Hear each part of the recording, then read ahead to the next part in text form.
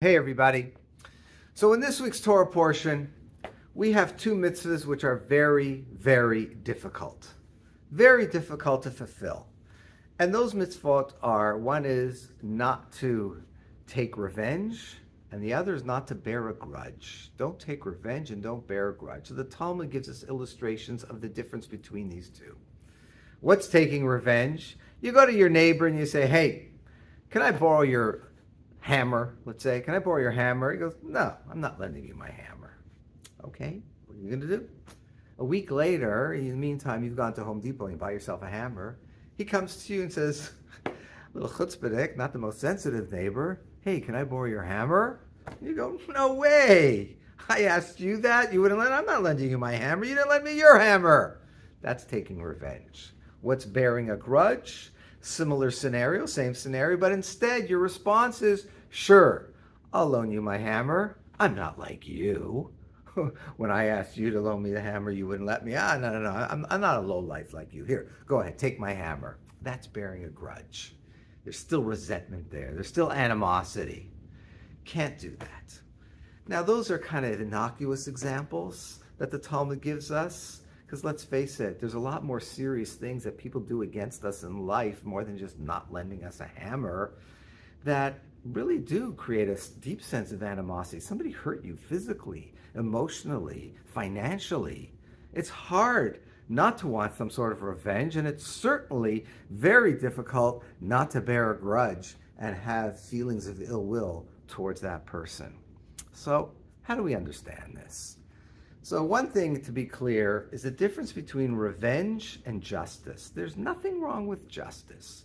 If a person has done something wrong to you and it's cost you financially, it's hurt you, it's hurt your business, it's hurt you, God forbid, physically, materially, yeah, of course, you need compensation for that. You're allowed to go through the necessary channels to have that fixed. That's not a problem. There's nothing wrong with justice. Revenge is when it's personal, when it's that they did this against me. It's ego involved. You know, whenever you hear people, I've mentioned this before, whenever you hear people say, yeah, I got to take care of this, I'm going to take care of this guy, it's the principle of the matter. It's the principle of the matter.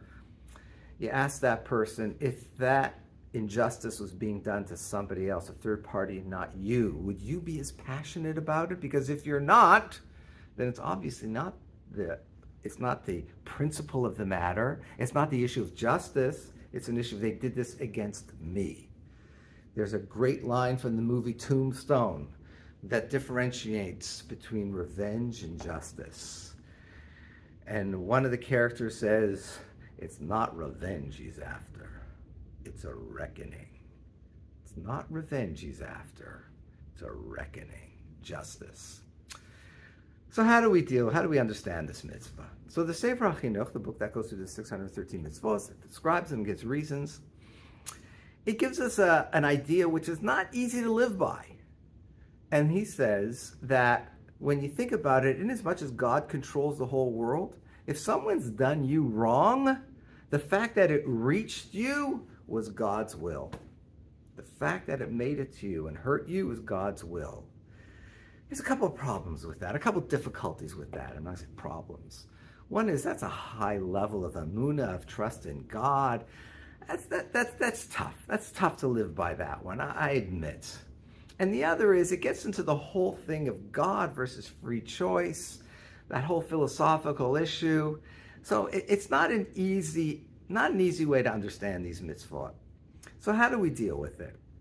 So one thing to understand is, let's face it, when you've been in these situations where someone's done something wrong against you and you're angry and you want to get back at them, it sucks the life out of you. Let's face it, it really does. It takes the life out of us. The hate, the animosity, the anger, your blood pressure rises. It's just kind of like you just go over and over, and it takes up so much part of your day and your life, and you ignore other things and you don't enjoy life because you've just allowed this person to just, like I said, suck the life out of you because you want to get back at them.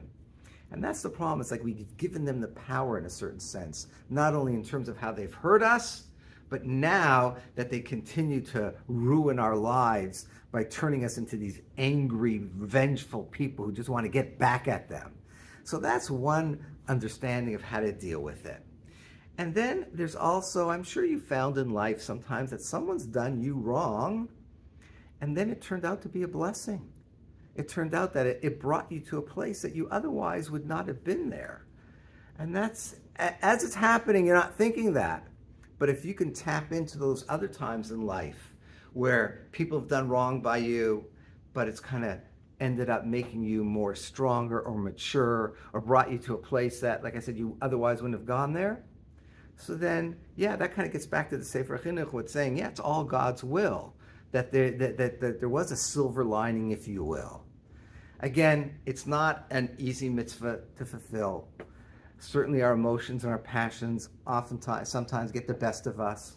But still, if we recognize that God runs the show and that sometimes there's this bracha, this blessing that comes from it, it's one way to help us fulfill this mitzvot of not taking revenge, and even more than that, not even bearing a grudge. Have a good Shabbat.